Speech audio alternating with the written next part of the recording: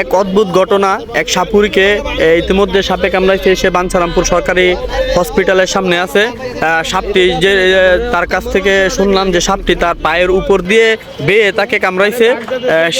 সে দিশা পায় নাই, সে এটা বললো যে আমার পায়ের উপর দিয়ে প্যাঁচ দিয়ে উঠে সাপে কামড়াইছে, আমি বুঝি নাই। তো সে এখন বাঞ্ছারামপুর সরকারি হসপিটালের সামনে আছে, এখনো চিকিৎসা পায় নাই সে। তো আমরা যাচ্ছি, আমি কথা বলছি ওনার সাথে, তাকে এমার্জেন্সি ঢাকা পাঠানো হবে।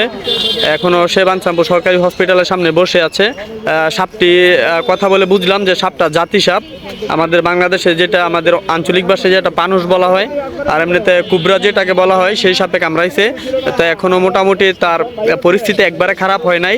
তো ইমার্জেন্সি ঢাকা নিয়ে যাইতে পারলে হয়তো বা আমরা এই লোকটিকে সুস্থতা দেখতে পারবো।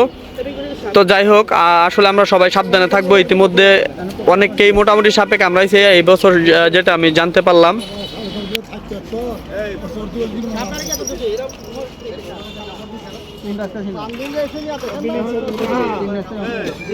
তো সে সাপ ধরতে গিয়ে সাপের কামড়ের সম্মুখীন হয়।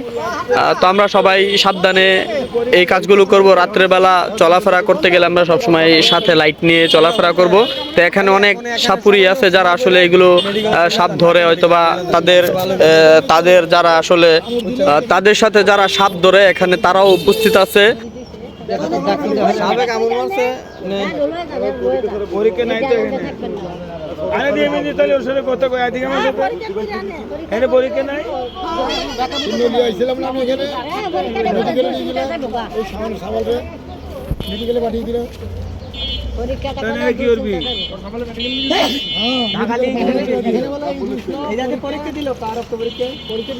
দিল